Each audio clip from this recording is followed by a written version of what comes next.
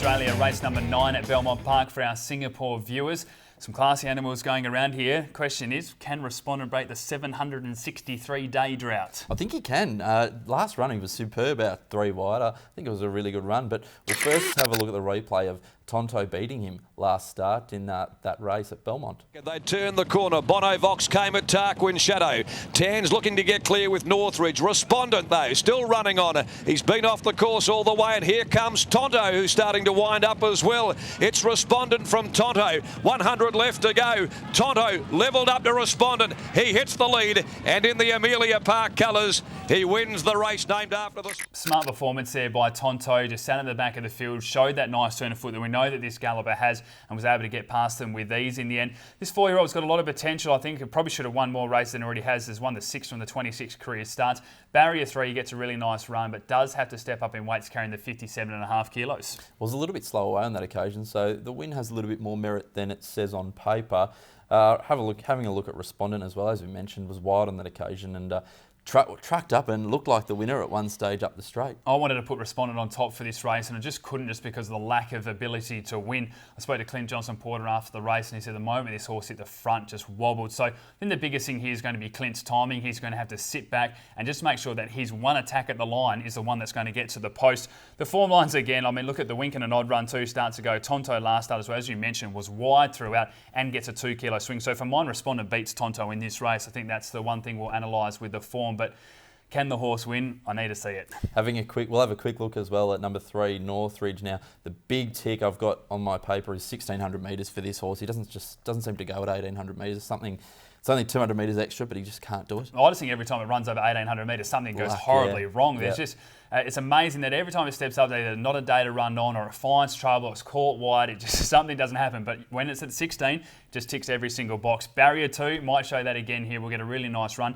58 kilos for mine. It's just a little bit of a question mark, but this horse has a strong form, has a really good record at the track as well. He's had 6 runs, has never finished outside of the top 3, so can certainly run a race here.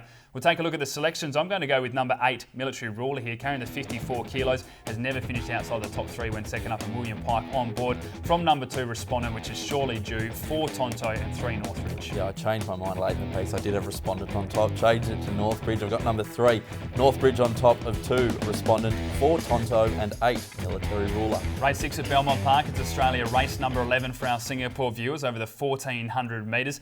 And I'm excited to see a couple of these horses. The Stag Knight returning. Man Booker gets William Pike now, so you know the Morton stable is getting serious when they put him on. And then the form lines with Rorted, Run Lee and Run So Who's Harry, I really rate, hence why I had Military Ruler on top in the previous. So I think this is a very even field. Yeah, Harry, old mate Harry, it was good in winning last start. It got me out of the trouble in the last race of the day. But we'll have a look at that run, beating Military Ruler. The tail of the field, So Who's Harry led them for home over New Time. Red Publisher getting an inside run, called upon Military Ruler. Zuccaros is tracking it. 200 left to go. So Who's Harry in front. Military Ruler closing in though. It's So Who's Harry with 100 to go. Military Ruler inch by inch is starting to gather him in. So's Who Harry is kicking. So Who's Harry holding Military Ruler. Jodie McLaughlin's done a great work with this galloper. Hearing her speak after the race and hearing Ryan Hill talk about just how much of a handful this galloper is, the effort they have to take to travel, the way it plays up before the race, the way it just wants to race fierce. So many negatives for it, yet you take a look at the career strike rate now. 12 starts, 5 victories, has never lost at the distance, 4 from 4 now. So Galloper steps up in weight, but I think from what we saw last start, it can certainly win again. Great to see Ryan Hill on this horse. He obviously seems to have an affinity with it. He's won it at last 3 starts, which is really, really nice to see. Number 7, Run Liam Run, the windsucker. Now, the story behind this horse is magnificent, and he's been racing well. Last start wasn't the worst. He did a little bit wrong, but he can improve off that. Yeah, look, I mentioned again when Run Liam Run went around last time, the money just kept coming for this galloper, and they always do these Albany form lines. People start backing, and then they just fall a bit short. And again, it's the case for this galloper, losing by 3 lengths, but has a couple of positives going here. Barrier 10 into Barrier 2, and gets a 2 kilo swing on So Who's Harry. And I think that it's going to be a day where they will be making up some nice ground. So I think Run Liam Run can certainly turn the tables. Now, look, neither of us have this horse in our numbers, but we know he's a classy galloper and he's got it there. He just needs to unlock it, Man Booker. Ever since his WA Guineas run, he ran well in the Kingston Town, but this prep we just haven't seen the best of him. When looking at the form just out in front of me, I want a Man Booker in my numbers, and I had it probably second or third in the race, but we just need to see Man Booker return to those form lines. It's as simple as that. William Pike on board, you're not going to get a better opportunity. Look, the last 2 runs have been disappointing, so once this horse returns, I think it'll make a big splash. We'll know that Man Booker is back for good, and let's hope it is that start just for racing sense, because this is a horse that I think we were hoping could have a big campaign when we return back to Ascot later on in the year as well. Let's take a look at the selections though, and I am going to be going with number 8, So Who's Harry, from 7, Run Liam Run, number 1, Flying Time, and 6, Rorted. I'm with Harry too. Number 8 on top, So Who's Harry, 9, Fath Noxious, 7, Run Liam Run, and 1, Flying Time. Race 7 at Belmont Park. It's Australia race number 12 for our Singapore viewers, and it's the one that we're all waiting for, the Del Basso Small Goods Roma Cup. Of course, a Group 3 event over the 1,200 metres. Let's be honest, the reason we're waiting for it, number 1, Lucky Grey returns. Absolutely, Lucky Grey, and also a showdown with the other great man, Magnificio. What a cracking race we're going to have. We'll jump straight into the replay of Magnificio winning the Northern Stakes last start. Deep at the top of the straight, trailing Ron's Call, and Doubtable is last. Less than 400 to run. Dawn Approach on the inside, tested by DeAndes. Brown releases the brakes on the mighty mare, and Magnificio storms up down to the 200. She got a neck clear from DeAndes, and Dawn Approach, who's starting to rally. 100 left to go. It's Magnificio. Dawn Approach sticks on, but she's a mile too good. Magnificio, another win in the Northern. It's a really good performance by Magnificio on this occasion. This is a mare that I hold up really highly, and you'll see when we put out the selections how high as well. But I thought stepping back to the 1,100 metres might just find her out in that field. We know that Dawn Approach has got so much speed as well. Fuchsia Bandana was fresh without a trial. DeAndy's got a lot of a good turn of foot as well. So I thought it was a race that might not suit. She might have been able to run on and just be found short. But the way that she was freshened up and adapted to that performance as well, I just can't see how I can see how she'd be beaten because she's running into some nice types. But I just think you have to have her on top for this field from the recent form lines. The win over the 1,400 metres was good. The win over the 1,100 was good. She loves this distance as well. Track and distance, 6 attempts, 4 victories, a second and a third as well. Has never finished outside the top 3. I think she's going to get a lovely run from barrier 9. There's plenty of speed in the race. She'll be the one jumping out of the ground late. I think she might have won a Group 1 over 1,200 metres as well. Exactly which right. is handy. Exactly right. No, 1,200 metres not an issue here. And like you said, Adam, she'll get good speed. Barrier 9's not a worry. I can see her running on very strongly late. Now, everybody's favourite horse, a bit of a cult hero over here in WA, which is, and why not? He's won 3 Group 1s and he returns to the race which he won last year, and we haven't seen him since then. Yeah, exactly right. And from the trials, we know that Lucky Grey is ready to go. The 8-year-old now has won over $2.5 million, 14 wins, 9 of them Group as well. 7 attempts when first up for 4 victories, drawn perfectly in barrier 5 with the 58.5 kilos. There is no reason why Lucky Grey can't come out and win this race. I wanted to put him on top. I've just gone with a horse that we know what we're getting at the moment and what we've been seeing in recent runs. Absolutely. I think a lot of punters would be saying the exact same thing, saying we just want to see Lucky Grey, see how he's returned to the racetrack. Trials are one thing, but as we keep saying, race day is a completely different thing. There's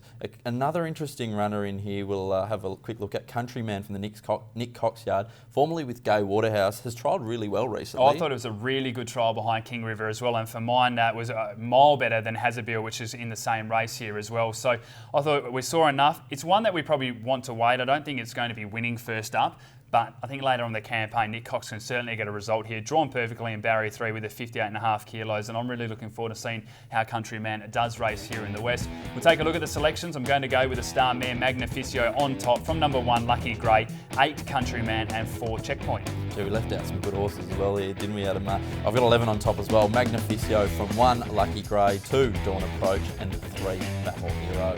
Race number 8 at Belmont Park is Australia race number 13 for our Singapore viewers. It's over the 1,600 metres, and some good form lines here. Gloryland looking for 4 in a row, and we also see a horse in this Life, which will be going for back-to-back victories, but we saw the Warwicks go back-to-back in the final 2 races at Belmont Park on Wednesday, and they get their opportunity again with the FLIRT as well, which has been in really good form. Yeah, he is in good form, but Gloryland, I can't wrap my head around this horse.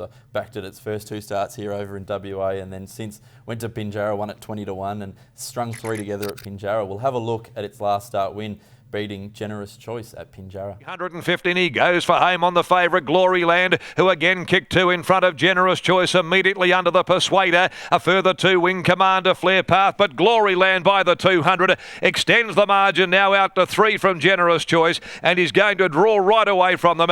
Comes on Gloryland, completes a winning hat-trick. He's really found a purple patch here at Penny. Well, you mentioned that first win at 20 to 1. It was backed in from 50 to 1 as well on that occasion. It was just a completely different horse. The earmuffs went on, all of a sudden relaxed, went out in front. It still pulled a little bit, but just showed a really nice turn of foot late as well after finding the lead. And since then, we've seen the same in the recent 3 runs, won by 3 lengths, a length and 2 lengths as well.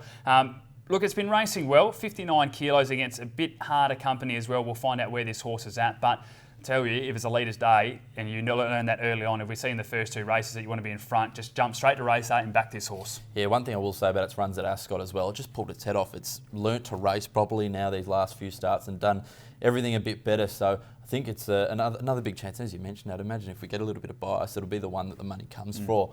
We'll also have a look down at number 3, Tangier, who was really good running on, laid in a little bit in the straight and might have cleaned up another horse or 2, but still ran on really nicely. Probably should have won if not finished second in this race. Just ducked in badly, as you said, almost hit the next runner next to it. Jordan Mallyon had his hands full. Fiona Bell takes a ride here, so the 54.5 from barrier 12. So 3 attempts at the track and distance for a victory and a third now. For mine can certainly play a part in the race, but I'm just concerned where it's going to bet. And if it behaves like this, Fiona Bell's going to have her hands full. Jordan Mallyon's a strong boy as well, and he was really struggling. So that's my biggest concern here for Tangier. Yeah, not an apprentice's horse, is it, Adam? Number 4, which I see you've got on top, Adam, the FLIRT. Now this galloper, you look at it 3 runs ago behind Star Exhibit was good, and last start was good behind Universal Law. Should be in the market. Yeah, well, for mine, look, I thought this was a really even race. And I just think the biggest advantage is that Gloryland's in the race and Sandpipers. There's going to be some good speed in it. I thought the FLIRT could just sit back there nicely with the 57.5 kilos, and then we might see what we saw from Lucy in the final 2 races of the day and just go straight past them. So it's not with a lot of conviction, and I'm not crazy confident about it, but in an open race, I thought this was the way to go. So I have tipped the FLIRT on top from number 10 in this life. Number 9, Jetting to London, which I think will be a nice each-way bet, and 1 Gloryland. 4, 10, 9 and 1. Adam, I got the 7 on top, Romello from the Bob and Sandra Peters stable, and number 3, Tangier, 1, Gloryland, and 10 in this life. Well, it's time now to turn our attention to the best bets, and I'm going to go with race 2, number 9, King River, which I think will be very hard to beat, and race 3, number 1, Windswept. I've gone race 1, number 2, Stored Energy, and race 7, number 11, Magnificio. As we said, it is the inaugural multicultural race day, so really looking forward to having everybody out on track and trying some different foods as well. Do visit perthracing.com.au for more event information, and make sure you do follow us on social media. There'll be plenty of pictures going up from the race day. Hopefully we found you a couple of winners throughout this program on behalf of both of us. Good luck.